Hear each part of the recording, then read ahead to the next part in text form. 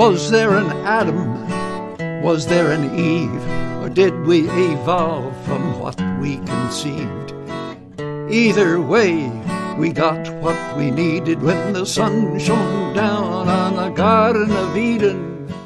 Hey everybody, this is Harvey Sluggo Wasserman back for the 126th Green Grassroots Emergency Election Protection Coalition Zoom call. We got a 45 people with us already to start. We have a giantly full agenda. I want to remind everybody that next week we will not be meeting, but I will be on PRN, by the way. All my PRN listeners, we will do a PRN show next week. We'll have something available for you. But all the live participants, next week is President's Day. George and Abe, we will be celebrating their birth, and we will not meet, but the week after we will meet, and we will have a new link. We're going to have a new a home on Zoom that accommodates up to 1,000 people, and we will be easily gotten in that way. Wendy Liederman, there we go. Okay, well, we'll try again next week. I told you.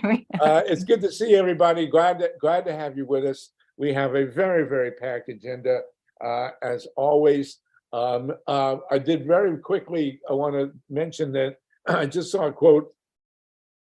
We could have a very deep discussion about this sort of. I just saw a quote from Barack Obama about UFOs, where he admitted that there's a whole pile of stuff on file in the federal government that they can't explain. So once they stop shooting stuff down, maybe we'll figure out what's really up there in the sky. But very interesting topic we will deal with at some point. We're going to start with a quick report from New York State on new voter legislation. We're going to go to Rachel Coyle in Ohio to talk about. We now know that, by the way, we got to thank Ohio, which has always been, a test market state, for establishing the price of a legislature. The price of the legislature in Ohio is $61 million. So for $61 million, you can get the Ohio legislature basically to do anything. And that's what we're seeing the trial in Columbus about. And Rachel Coyle is going to fill us in on that. We're going to be joined by PACO from Our Revolution, going to update us on what they're doing. We talk a bit about adjunct union movement, which is actually a very big deal to someone like me, and maybe some of you. I taught adjunct for 14 years, and my pay didn't change in 14 years. And I never had any benefits except the ability to use the gym. So we'll talk about that. And we also will hopefully finally get to our discussion. It's been billed 3 times on the use of the F word, meaning fascism. And with the rise of Ron DeSantis in particular, we are a nonpartisan call, but we can discuss individual politicians. And the question of when and where we use the term fascism does have relevance. So let's jump right in now. Julie Wiener from New York is going to fill us in on legislation there, and then we're going to go to Rachel Coyle. We'll keep an eye out for PACO from Our Revolution. And then in the second hour, we're going to start with the great Linda Gunter, talk about these earthquakes in Turkey, not only what their impact in Turkey, but also what would have happened if they had happened here. God help us with the nuclear plants. New news from Diablo Canyon. We're going to talk about this Ohio spill, which is really mind-boggling. And then we're going to get with Tatanka and Ben Eichler to talk about California stuff in particular. Got a lot. And Ron Leonard is with us. We have reached the point now, major article in the New York Times, shocking to me. I didn't think this was going to happen a while, but according to the New York Times, the price of buying an electric car is now about the same as buying a gas car. I mean, the technology has really flown ahead, and that's a very big deal that I wanted to talk about with Ron Leonard, along with the ongoing question of changes in battery technology. So as usual, a very full boat. Again, we won't meet next week, and we'll have a new link in 2 weeks. But let's rock and roll here. Julie Wiener in New York, 2 minutes on latest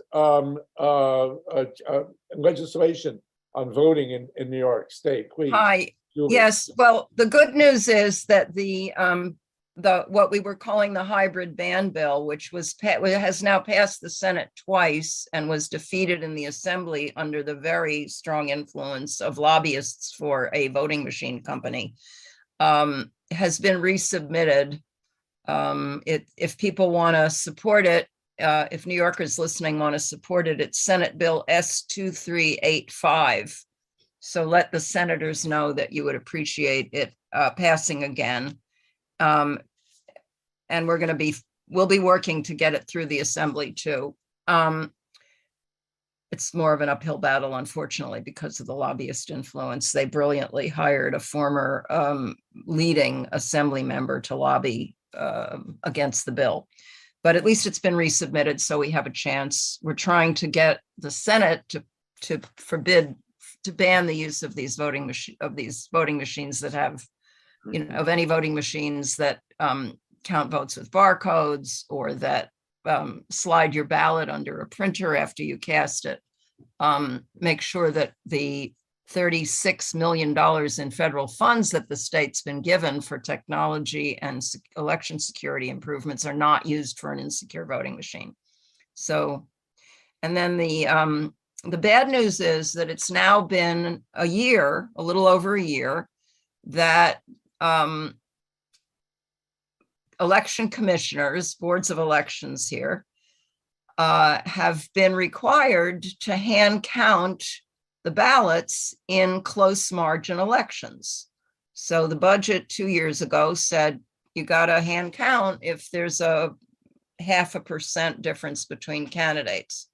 Well, they've had some experience now in a few small elections and one 7-county judicial election, hand recounting, and in a number of primaries, hand recounting. And needless to say, the election commissioners are not happy doing it. It's not as easy as sliding ballots into a scanner again. So the legislature, to please the commissioners, had already eviscerated our audit law by allowing our 3% of voting machines audit to be done by scanners like clear ballots. And now they want to do the same thing, to call it a recount by just sliding ballots into a computer again. So we're urgently trying to oppose allowing our hand recount, or any of our hand recount, to be done by a machine. What they've proposed is that only the very, very tightest elections, 0.25%, be allowed to require a hand recount. So between 0.25% and 0.5%, they want it to be by machine. So we're trying to oppose that. I was shocked to hear one of our leading election commissioners tout this bill as being the same as Florida's margin of that's right. difference. We need Florida as an example. How to Yes. do it. Okay, yes. Julie. And so we've got Julie, how do people get a hold of you? How do they plug in with your work in New York? I'm sure we have some New Yorkers on. You can contact me at jwvoting@gmail.com, or look at citizensvotingny.org. That's the CVINY website. Sure. If you'll put that in the chat. Thank you very much, Julie. We really appreciate it. You're welcome. And we hope that New York will rejoin the union in 2024. Okay, speaking of the union, we have a report from Ohio.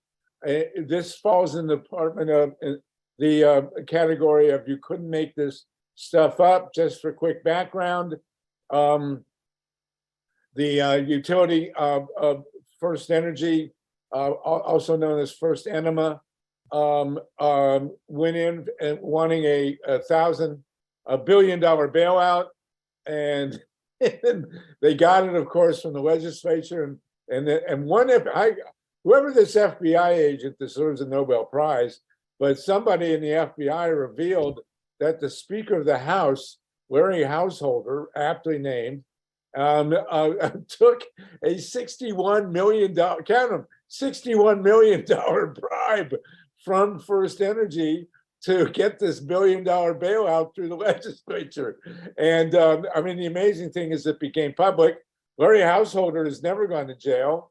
They didn't even want to remove him from Speaker as Speaker of the House. They wanted him to stay, but you know, whatever. So we now have this incredible trial going on in Columbus. Rachel, can you tell us what you're with a newsletter called How Things Work at the State House, at the Ohio State House. And as mentioned, I grew up in Columbus and I used to go in to the legislature and have conversations with people, but at some point they enacted a law requiring a lobotomy to be in the Ohio legislature. So it's a little difficult now to communicate, but Rachel, will you tell us what the latest is in this insane situation? Sure. Yeah. So the one thing that folks should know is that this is being called the first major dark money prosecution in the country. So this trial will have major implications for states across the country.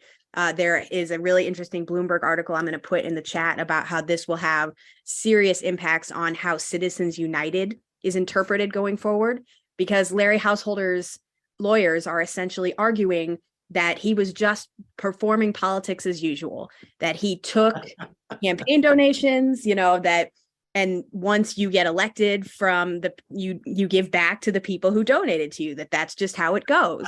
And so that is quite an argument to make, especially as we learn more. You know, we learned that First Energy and Ohio's utility companies were not only giving to Householder, they were directly lobbying and giving money, significant money, to all the major Republicans in the state. Governor DeWine is directly implicated, Auditor Faber, like everyone is connected to this now.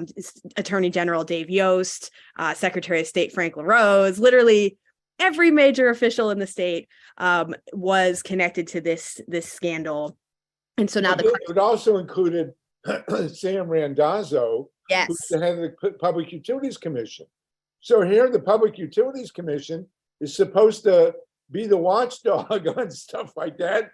And they gave him $4 million. Jeez. Yep. And the question becomes, is that just a campaign donation and, you know, then passing a bill that your supporters like, or is it corruption? So if Larry Householder ends up winning this case, we are in big trouble as far as prosecuting corruption going forward. We also are seeing that Larry Householder's attorneys, at least for the first few days, were trying very hard. They realized that this judge is not their fan. So they were trying essentially to win on appeal. They were pulling some really childish tricks that I've never seen before. They were clicking their pens. They were making weird faces to try and distract the jury while their opponents were talking. It was fascinating to watch. And the judge Did any of them throw a moon? Yeah. The judge got really angry. The judge was like, what is happening? This is supposed to be a professional setting. And you could tell that they were essentially, they know they're going to lose this level of trial and they're going to try and win on appeal. They now are, of course, making the argument that none of this matters. They're actually using the fact that DeWine and so many other Republican officials are connected to this case to make their argument, to say, you know, are you going to arrest everyone, or are you just going to use Householder as the scapegoat for something that was totally legal and everyone does? And it really is going to be unbelievably impactful on all future corruption cases going forward. So we will have to see. I'm putting some links in the chat because everyone should be reading about this. If you haven't yet, would love for folks to share. I've got a TikTok video I'm going to share, but we also have some timeline articles. Don't mind my cat in the background. That will give a good background on this. It honestly has everything. There was literally one of the people who was arrested with Larry Householder ended up taking his own life. And he did so wearing a Mike DeWine for Governor t-shirt. And then he released after his death, he released a tell-all book calling out all of his Republican counterparts, saying that they were implicated in this trial. And it is just truly, you couldn't write a movie better than this. And so we should all just be, the call to action is to share information about this story, let everybody know about it, make sure that people are following this and know just how big of a deal it is for Citizens United going forward. And we'll keep you updated. I don't know how it's going to get crazier than it already is, but I'll let you know. Well, Lorenzo is going to talk to us about Peru. This sounds very similar to a lot of stuff that goes on in Peru. But didn't the householder use some of the money to like fix his house? Yes, he used a significant amount of money, not just his house, but a beach house in Florida. He fixed up a lot using some of this money. And his argument is, it was connected to his campaign. It was like a relaxing spot for him to work from. And if he wins making arguments like that, what won't count as just a campaign contribution, essentially? So this is a trial, basically. We'd love to play your TikTok, but we're going to be on the radio, so I think it's tough. Fair. But if you'll put your chat link in there. So this is basically a trial to legalize bribery. Yes, if householder wins, that would be definitely one of the outcomes. Man, jeez. Ruth Strauss, you want to jump in on this, Ruth? And Dennis Bernstein is with us, by the way, from KPFA. Dennis, you might want to meet Rachel here. This stuff, this is great, Rachel. This is fantastic. Can you tell me, how can we get the book about the guy who got published posthumously, the one who died and had the Hawaiian shirt on? Like, maybe that got him to heaven. I don't know. Hell, maybe, I don't know. Yeah, so the book is on Amazon. I will put the link in the chat. It's called What Do I Know? I'm Just a Lobbyist. So it was lobbyist Neil Clark, who was one of the top lobbyists in the state for Republicans, and he worked for lots of organizations. And he, after taking his life in this Hawaiian shirt, published this book that's now on Amazon, naming pretty much everyone who is currently in elected office in Ohio on the Republican side. It's unbelievable. So I'm going to put that link in the chat for anyone who's interested. But they don't care. They don't seem to care. The guy who was the head of the the Ohio Public Utilities Commission, Sam Randazzo, who I know personally. I used to see him all the time, and we'd have these friendly conversations, and then he'd go up and sabotage renewables. I mean, this guy, Sam Randazzo, is really a piece of work. And he's the head of knowing that he was totally anti-solar. They put him in as the head of the Public Utilities Commission. And he's completely sabotaged. Ohio, I have to mention this, Ohio has the potential for more than $4 billion worth of wind development in the northern part of the state on farmland where the farmers are desperate to have this wind energy. Ohio, the windmills in northern Ohio on the land in the North Coast could power the whole state. And with a single sentence in the Ohio Code, they have stopped $4 or $5 billion worth of wind development for, it's getting on 8-9 years now. And they're not developing wind in the lake, which is a phenomenal resource. And they just killed a major solar project in southern Ohio. I mean, it is talk about Ludditism, and these guys are all getting money, direct money now, from the utility company, which changed its name and fired its president, and that's about it. Right? Yes, they changed their name to Energy Harbor or something vaguely kind of like First Energy, which is going to make it harder to prosecute them. I also just put a link in the chat about, it's a grist link talking about the bill itself and how it harms renewable energy in Ohio, all the bailouts that it does. And Ohioans are still paying for this. You mentioned that earlier. We are still paying in our increased energy rates, utility rates for this bill because it was never fully repealed. They passed a soft repeal that didn't actually lower anyone's rates or do much of anything at all. So they did not. So First Energy waltzes in, hands $61 million to the Speaker of the House, gets HB 6 basically passed, which, among other things, subsidizes 2 coal burning plants, which are ancient, one of which is in Indiana. Yep. I mean, Ohio ratepayers are subsidizing a coal burning power plant in Indiana based on a $61 million bribe from the utility company, and it has not been repealed. It's still being subsidized.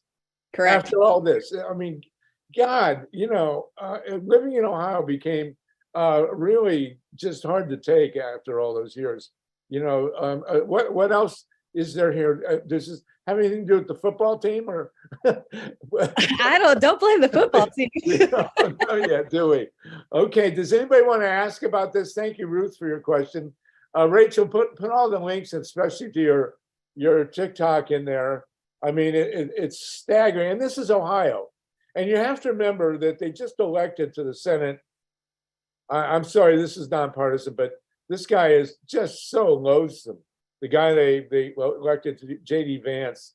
And we'd have a really good senator coming up in 24, Sherrod Brown, who I think would make a great president, actually. And he's got to run for re-election. And the state has just, first of all, the gerrymandering in the state, voters, and this is really, really important to understand, and we want to talk about the use of referenda going forward. Voters in the state of Ohio passed overwhelmingly by referendum vote two laws against gerrymandering, which the legislature completely ignored. And then there were 4 or 5 separate rulings from the Ohio Supreme Court, which has a Republican majority, demanding fair districts in Ohio, and the legislature completely blew off the Ohio Supreme Court. And Ohio is now incredibly gerrymandered, even after all that. Rachel, is that accurate? Oh, yeah. They just completely ignored Ohio's new constitutional amendment and basically dared the Supreme Court to arrest the governor and the members of the commission, and they wouldn't. So Ohio has even more gerrymandered maps now than we did before Ohioans passed that new constitutional amendment. Oh, God. It's unbelievable. Yeah. It is unbelievable. And the quality of the people in the legislature is abominable. I mean, it's a tangible feel of deep disgust when you go into the Ohio legislature. I just can't even. I have right to speak because I grew up in Columbus. I raised my kids in Columbus, and it's just an abomination. Dennis Bernstein, do you want to speak here on this? Yeah. Oh, I'm just interested in doing the story on the radio. I'd like to hit this hard. I don't know if you guys have already hit the spill. Did I miss that part? No, we're going to do it in the second hour. Okay, all right. The spill is another nightmare, but that's an environmental story. We want to kind of segue into that in the second hour. Okay. I just wanted, because that is massive and as dangerous as all hell. Yes, it is. Rachel, are you the best person to articulate this for the radio? Because we would love to get you on. She's great. Rachel's great. So I'd be happy to discuss it, or I can also connect you with some folks who've been working on this issue. Okay. Well, maybe I'll get you and somebody else. That would be great. Sure. I'll put my email in the chat. Okay. You got to remember, this is Ohio. This is not like some marginal. Ohio is probably the 6th or 7th largest state now. It's smack in the middle. It's been a swing state for decades. And we used to have we had a liberal governor, Dick Celeste. He was a really good guy. The only time I've ever been in a state house, actually, the governor of Ohio, this is decades ago, Richard Celeste, had been the U.S. ambassador to India. And he met Pete Seeger, the great folk singer in India. And Pete played downtown, and he came back, and a whole bunch of us sat on the floor of the governor's mansion singing folk songs. I mean, if we did that today, they'd have to be in German. I mean, it's just unreal. So this breaks my heart talking about Ohio like this. But there it is, and it's a huge. You now have a Ohio-Florida access where the unbelievable happens on a regular basis. We have a trial in Columbus, Ohio, of a speaker of a state house who took a $61 million bribe to stick the people of Ohio with $1 billion nuclear bailout where they won't build windmills and where they're killing solar projects. And this is the United States of America in Ohio in 2023. It's mind-boggling. Tatanka, do you want to speak on this, Tatanka? Sluggo, real quick. We're expecting PACO to come in at any moment, so Okay. So we can go right back to Tatanka afterward if he comes in the middle. Okay, good. Thank you.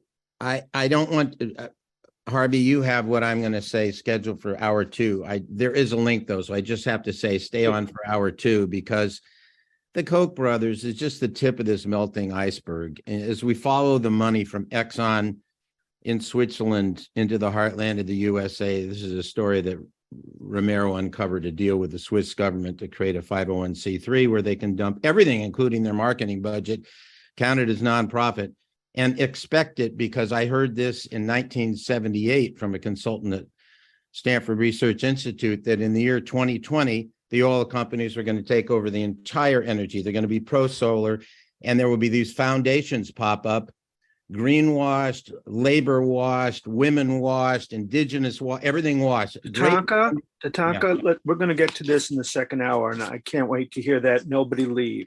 But we only have a limited time with Rachel. Great. So That's all I wanted to say. Thanks. Thanks, brother. Wonderful. Yeah, so my buddy Dave Saltman, Dave, real quick, if you'll mute. When I was growing up in Columbus, we had a governor named James A. Rhodes. He was a mobster. He was a bagman for the mob. And he is the guy, this is the governor, he was a 2-term governor. He was in there 8 years. And he is the guy who set up the killing at Kent State. When Nixon wanted to rub people out for demonstrating, and Dave Saltman, my buddy here, Dave, you want to jump in real quick? Then we're going to go to PACO. Can you tell us what happened when you did an interview with James A. Rhodes? Sluggo, I just want to make sure that we're done, that Rachel's had a chance to sum up. Yes, yeah, go ahead. Dave, give us that, then Rachel, sum up. This is just very brief, but just a little flavor about doing journalism or business in Ohio. Back in the day, I used to work as a reporter for Drew Pearson and Jack Anderson. And I was doing a story in Columbus investigating the Governor James Rhodes, who was a 2-term governor. Excuse me. This sounds like we're going to give it short shrift. Yeah, go ahead. Stick around and he's going to tell us. Go ahead. There's only one. Sluggo. We only get Sluggo. We got 4 minutes left with PACO. Rachel has to say goodbye. Let's have a little bit of order here. So okay, go ahead. Dave, we'd love to have you continue the story and give it the time it deserves when we're not under the gun. So look a little bit later would be great. Dave, you had your tires slashed. Is that right?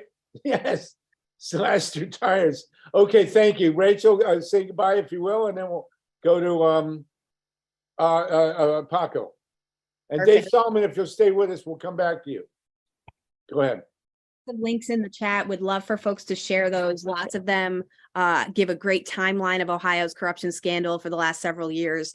Just the big ask is to tell everyone that this is happening so that they know and can follow along. And thank you for having me. Rachel, you're great. Thank you. Will you come back in 2 weeks and give us an update? Sure. Hopefully they'll be perp walking Larry Household to prison at the time.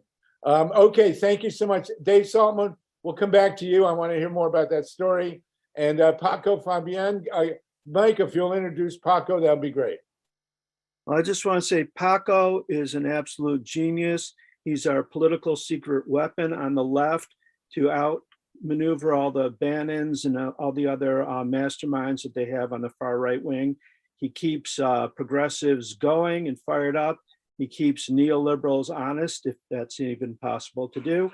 And I'm looking forward to PACO telling us about what our revolution is up to. One of the most exciting, vital, and influential and important organizations out there, our revolution. PACO, you're the political director? I'm the campaigns and communications director. I wear lots of different hats, but wonderful. Those are two of the most important things going on in one of the most important organizations we have. So I don't want to take any more of your time. Take it away, PACO. Well, thank you, Mike, and thanks everybody here. feel like I'm amongst siblings with you guys. Our Revolution and PDA have been working closely together and several places around the country, and we continue to do so at the national level as well. So super happy to be here with you guys this evening or late afternoon, depending on where you are. So at our Revolution, we've been, working on a few things. One is trying to, we have a 4-point plan of action, right, which involves obviously growing the grassroots and growing our membership across the country, getting more people involved in fighting for progressive policies, electing progressive champions, right? And we had a really good run in 2022. We got folks like Greg Casar from Texas into Congress, Summer Lee, which you guys I think helped as well, and several others, right? We grew the progressive bench in Congress by 9 members, which is great, even though, the Democrats lost control of the House. We grew the progressive bench, so that's great. And, we campaigned on our issues, right? We fought really hard against Joe Manchin's dirty deal towards the end of last year. We were able to defeat it not once, not twice, but 3 times. And we hope to continue doing that as we go forward. So all that is thanks to several of you who have helped us do that in Maryland and other places. So really appreciate the work that you've been doing with us. So coming up next, right? So today is 2/13, February 13th. You know what else is 2/13? Anybody? It's the federal minimum wage for tip workers. It's $2.13 an hour, which is despicable, horrible, unacceptable. And we've partnered with One Fair Wage, which is an organization that's run by Saru Gerrymandering. And we are working with them to try and eliminate the tip minimum wage in several different locations. Tomorrow is, as many of you know, the hallmark holiday of Valentine's Day. And we're going to have activity happening in several different states across the country. I'm putting it all in the chat right now. Baltimore, New York, Michigan, and Chicago are the ones that we're sort of anchoring. But there's activity all over the country where tipped workers are going to be going to either their state capitals to talk about why we need to pass legislation that eliminates the tip minimum wage, or they're going to be doing events outside of the National Restaurant Association headquarters in those states. I don't know if you guys got a chance to read a few weeks ago the New York Times story that came out, an expose on how the National Restaurant Association basically forces food service workers to go through a safety training and has raised $25 million doing that, and then turns around and uses some of those funds to lobby against raising the minimum wage or eliminating the tip minimum wage. So it's pretty despicable that they're using workers' own money to fight against them. Folks like Bernie and Elizabeth Warren, Jeff Merkley and others recently sent a letter to the National Restaurant Association calling on them to stop doing this and calling for an investigation on why they're doing it. And we're hoping to push at the state level, given that, Congress unfortunately is now divided. Democrats don't control the House, still control the Senate. And so we're going in 2023 down to the state level and trying to push ballot measures, ballot initiatives, and legislation to try to end the tip minimum wage. And speaking of legislation, or the lack of on the federal level, we are also starting to develop a plan to push Biden on executive actions. We saw what happened recently in Ohio, and I maybe caught the very last of it with the corruption that your previous guest was talking about. But we saw also the train derailment that happened in Ohio. We'll be talking about that in our second hour. Great. Well, I won't get too much into it then, but there's a reason that stock buybacks were illegal until 1982, right? The company that runs that particular railroad spent $10 billion on buybacks just recently, and not on safety and security or workers' rights, and they actually ended up firing a bunch of workers as well. they fired inspectors, the folks that are in charge of making sure the trains are safe to run. All this to do stock buybacks. So that kind of stuff is unacceptable. But we're going to be pushing Biden on executive actions. We recently did a survey of our membership, and the number one issue, we have our own call happening in a couple of hours with our members, and I'm going to give you a little bit of a preview of that. Ending fossil fuel subsidies, preventing new fossil fuel projects on federal lands. All of that stuff is very top of mind for our folks, and something that we're probably going to be pushing Biden on here in 2023 and beyond, as well as taxing the rich, which he's mentioned in the State of the Union address. It was great to hear. Now let's get it done, right? So there's a lot of stuff that Biden can do through executive action, and we'll be pushing him to take as much of that as he can. The focus of your organization, and you'll put the links in the chat, is basically grassroots campaigning. Is that correct? And among other things, yeah, grassroots campaigning, for issues, grassroots campaigning for, progressive candidates at, all levels of government. Yeah. Okay, good. So as you know, we are pushing the grassroots control of the monitoring of our elections with hand-marked paper ballots that are digitally scanned. And we also are pushing that to transfer the money that people would give to progressive campaigns to door-to-door relational grassroots organizing with democracy centers. And we've coordinated with the Georgia NAACP and with the Center for Common Ground, and this is the primary focus. And we, of course, know we can see that there's great overlap with what you do, and we are trying to establish now a coalition, the Alliance for Grassroots Democracy, which will go into 24 with an apparatus that can funnel grassroots support to grassroots campaigning and not have it wasted on media buys anymore. And I can see there's a great simpatico here. Am I correct? Absolutely. Look, we've done partnerships like that with candidates in 2022, where we helped run their phone banks, we helped run their door knocking operations, and we were able to win, right? Which is great. It kind of proves that that money is much better spent than millions of dollars on TV ads, right? Exactly. And exactly. Yeah, absolutely. Myla Reeson has her hand up. Myla Reeson, did you want to have a comment for Paco here? Yeah, I have a question. Thank you, Harvey, Please. and thank you, Paco.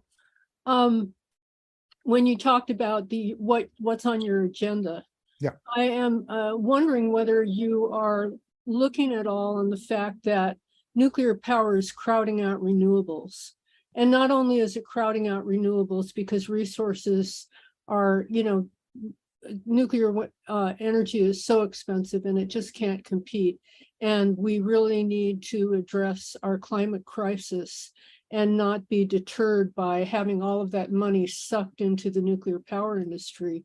And unfortunately, Biden is, Biden and many Democrats and many progressives for that matter are pushing for money, the federal budget being allocated for new nuclear power and to subsidize these decrepit, dangerous plants. And Harvey and I and others on this call are 5 hours away from having a radioactive plume hit where we live if something goes terribly wrong at PG&E's decrepit Diablo Canyon nuclear power plant. So my question is our revolution going to address this topic as well? Well, look, I mean, I think I mentioned earlier, right? We've been pushing against Manchin's, what even our friends in Congress call, permitting reform, which is really a ploy to, allow more fossil fuel, more nuclear energy projects to go forward, and in some ways kneecap renewable energy projects, right? I don't know if you got a chance to read the fine print or the bill that Manchin proposed, but there were a very limited amount of new permitting reforms for renewable energy, and most of the permitting reform that was going to be allowed was for fossil fuel and for nuclear. So that's something that's of course a concern to us, and something we'll be campaigning for. And absolutely, look, I mean, our environment is in danger, our planet's in danger. You know, it's been the mildest winter I've ever experienced in the United States. And things are about to get worse. The summer's probably going to be a very, very warm summer. And so, yeah, absolutely. Anything we can do to try and Right. prevent that from happening, we will. And now I see Mike Fox, the great Mike Fox from PDA is filling the chat with no nuke messages here. So, and we're in the second hour, we're going to have a big talk about the nuclear power industry, as especially in the light of these earthquakes in Turkey. If those earthquakes that hit California, all of California will be covered in radiation right now. So we really need to be coordinated with this, with our revolution and PDA and our calls to shut these reactors down. Wendy Lederman, you got a hand, Wendy? Thank you. Yeah, thanks for being with us. And I definitely echo everything that was just said about the nuclear. I wanted to just bring quickly another point that's been kind of a silent killer taking over, which is the like the public-private partnerships, the P3s, where you have all these new resources for drinking water. Particularly, that's what happened here in Fort Lauderdale just this week. There was like a really shady vote to privatize the drinking water for 7 cities, and it kind of came without warning to most people, and they're using really toxic chemical disinfectants, and rates are gonna go up 140%. It's crazy. And point is that this is a template everywhere, and they're so deceitful about doing it. And it's like, I run a water farm, so I'm seeing people like terrified they're not gonna be able to afford their drinking water. They might lose their property because they can't keep it up to code. And so it has a lot to do with accountability, where it's the vital public resources and assets too, like public land, are getting sold off to these multinational corporations. For us, it was Israel, and there's a lot of resources that the EPA just put out, particularly for drinking water and other things like that. So we're like the micro for the macro, but that's what's happening here. And I've talked about it a few times, and I was on Dennis talking about it too. But these are just important things that I would really like to see highlighted. As much like the nuclear thing is super important too, but just wanted to let you know that that's happening everywhere, where pretty soon people won't be able to afford basic things. So thank you. Another thing we wanted to thank you, Wendy. Wendy's doing an incredible job on the ground in Florida trying to protect water. We want to think about, in terms of strategies, for once, you know, the progressive movement is a bit ahead of the curve here. We've got 1.5 years to go to the election of 24. And one of the things that came up last week was the possible use of referenda to build a grassroots turnout, specifically on 4 issues. I'm sure there are others, but the primary 4 are choice. And we know that the abortion referendum had a huge impact in Michigan in this last election. And, you know, I think what we want to do, and I haven't talked about this in more detail, but we want to research all the referenda requirements in all the states that have referenda that allow them. Not all the states do, of course, but it will be choice. It will be gerrymandering. Michigan also had a gerrymandering referendum, as did Ohio. And we just mentioned that the Ohio legislature is ignoring the wishes of both the public and the Supreme Court, state Supreme Court in Ohio, on gerrymandering. Pot, you know, all the legal. I think only 1 state has turned down a legal pot referendum, 1 or 2, and Medicaid, expanding Medicaid.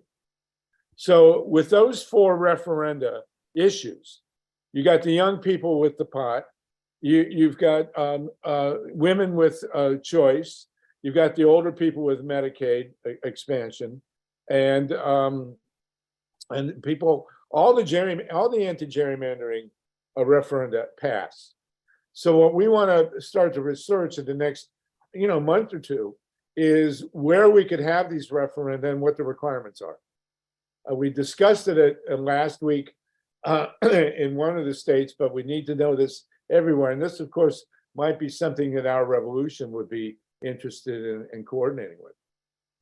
Look, I mentioned, right, that we are going to be pushing ballot measures Yes. In several places, in several states around eliminating the tip minimum wage, right? That's, you know, raising wages is something that our membership is really excited about, and it can certainly help, you know, with turnout. It's going to help hopefully in 2023, but I think in several places we are trying to get it in 2024. We're in the process of collecting signatures for those. And we saw, you know, some energy around that in California with Proposition 22, which was the gig worker, you know, ballot measure in California, which lost, but it lost because, you know, the gig economy companies threw millions and millions of dollars into trying to muddy the waters of what it meant.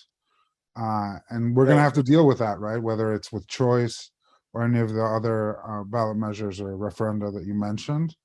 We're going to have to be very vigilant and be very careful about how we message them and make sure that, you know, that message doesn't get muddled by the other side and their millions of dollars. Well, let's coordinate on that, because this is a 1.5-year strategy. But in general, we only have about a year in many cases to get and very large numbers of signatures. Right. So let's coordinate on that. We will be talking more about that in these calls. I did want to mention it here, and those are the 4 primary topics. But certainly, minimum wage is going to be a big deal. And we had an instance here in California. We had a very good. Tatanka knows about a very good referendum we had here that the governor. To take money to tax the rich, to do something for the public, and the governor jumped in and killed it. You know, just put everything he had into preventing the California populace from taxing rich people. It's outrageous, and this is what we faced. No mysteries here. We've got 73 people on the call. We're near the end of our session that's got on the Progressive Radio Network. Thank you, everybody, for listening. You want to see the rest of this conversation, go to grassrootsep.org or election protection 2024. Paco, is there anything else you want to throw in? You've got all your contacts in the chat, right? I haven't. I'll put them in right now. You can reach me at Backward Our Revolution. I'll put my email there. And we've got Mike Fox in the chat from PDA, which is great. And yeah, no, just thank you for everything you guys are doing. For all the work we've done together over, you know, the lifespan really of our revolution, which will start in 2016. So I know PDA has been around much longer than that, but really appreciate being able to work with you guys on all of these issues, and look forward to seeing you guys at the barricades soon. Great. Paco, I think we have a question for Frank Morrow. Then we're going to get a report from Lorenzo in Peru. But Paco, Frank, did you want to ask Paco something? Frank, yeah, I did. I just wanted to let him know that the referendum on marijuana, that is the legalization for recreational purposes here in Florida, is on track. They organized themselves back in September of last year, and they've already gotten enough signatures to where they can get it to the Florida Supreme Court. The Florida Supreme Court has to review it and determine whether or not it meets the requirements to get it onto the ballot. And if it does, then they have until February 1st of next year to get all of the signatures that they need to put it on the ballot for November of 2024. Now, there's a little bit of a hitch in this, is that we have an attorney general, Ashley Moody, who has to be notified by the Secretary of State that this has actually happened. And then they've got 30 days. She has 30 days to notify the Florida Supreme Court. And then it's up to the Florida Supreme Court to go ahead and schedule, oral arguments, to go ahead and have the issue heard before the court. And that's and you can be sure that there probably will be opponents to this. So therefore, you know, they have to allow for time for that, and then hopefully they'll get the signatures in time for November 2024.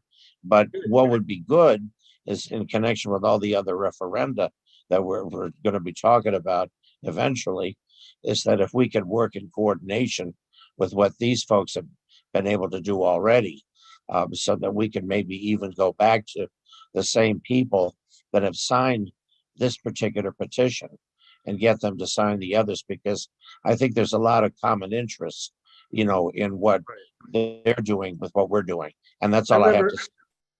Sorry. Thank you, Frank. I think what we're going to do, Frank, and that's great information, is in a coming session, I want to remind people we're not going to meet next week. We will meet in 2 weeks. We will have a new link. You may want to update your Zoom, as Steve points out in the chat here.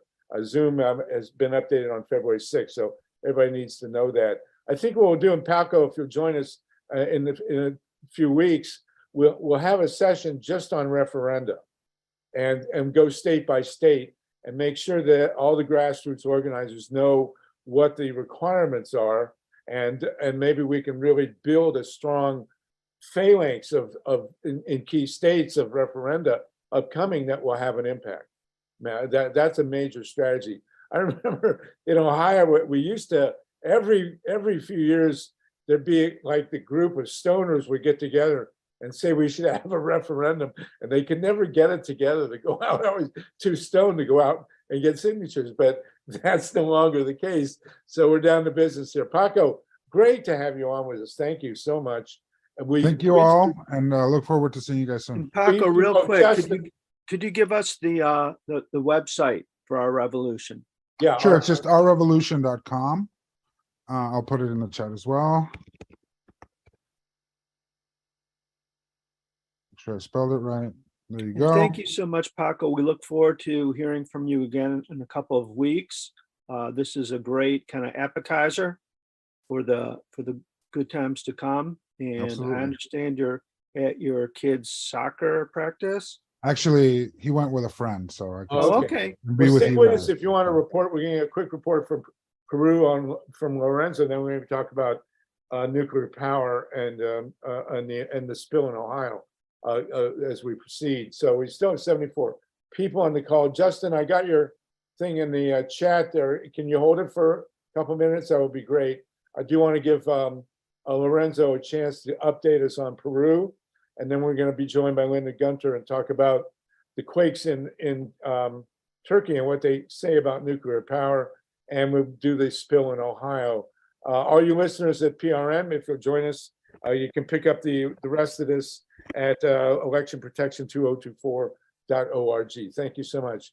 And thank you again, Paco. We look forward to seeing you again. But stick with us if you want. We're glad to have you on with us. Since your kids have got off at soccer, we can, you can have some time. Okay, Lorenzo, go ahead, please.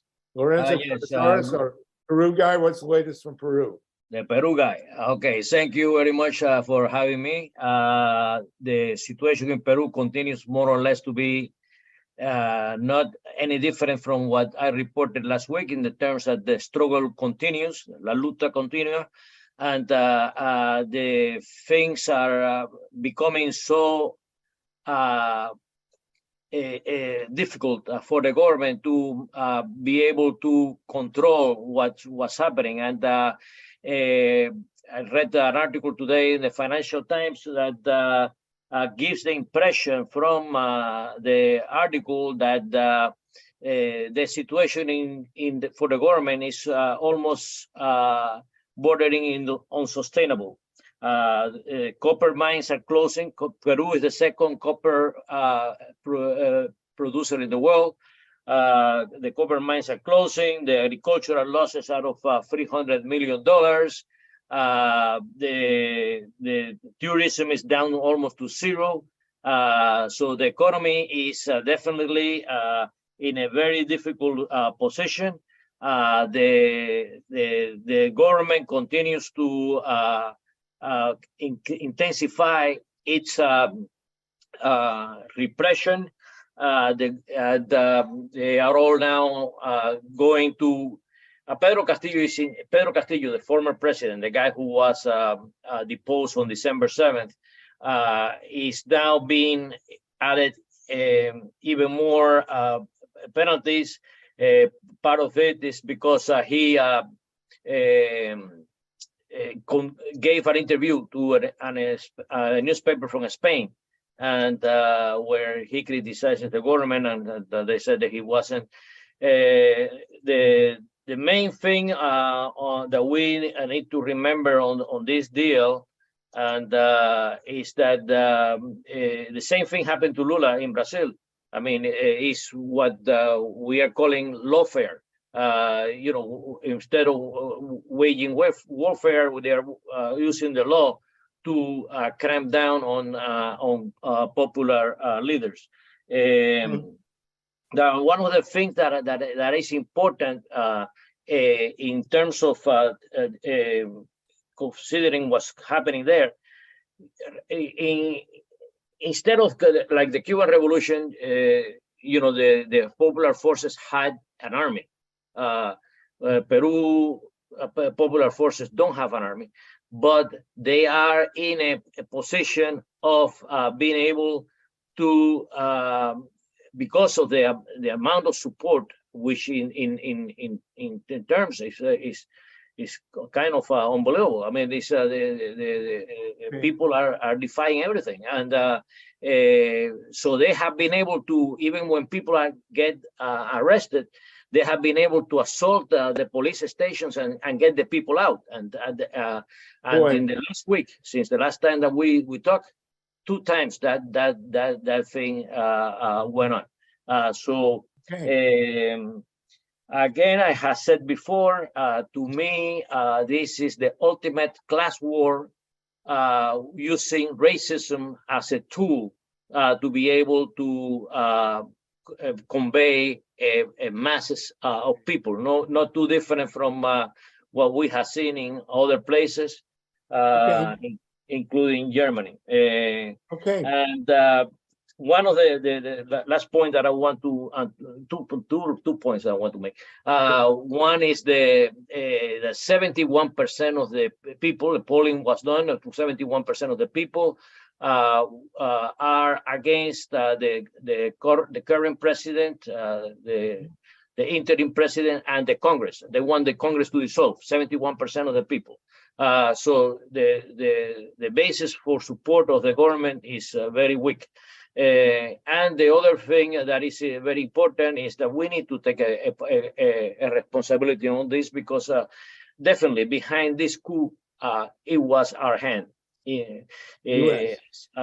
As I said before in a previous meeting, the ambassador, the U.S. ambassador, met with the Peruvian generals that conducted the coup the day before the coup happened. That was no coincidence. That was, and I have been putting in the chat a petition that Code Pink has put together to protest the repression going on in Peru for our government to take action. And this came from an action that took place in Congress. Some of the progressive people in Congress have 16 of them, 23 of them already had spoken in the need for the U.S. government to suspend all kinds of relationships with Peru, so it doesn't give credibility to the Peruvian government. Thank you, Lorenzo. Thank you also for having me with your group recently. It was a real privilege to speak with you. Your stuff from Peru is really, really, it's amazing that they're at this level now where the public is overrunning jails and freeing people. And it's no, I have seen no coverage whatsoever in the New York Times or any of the American media.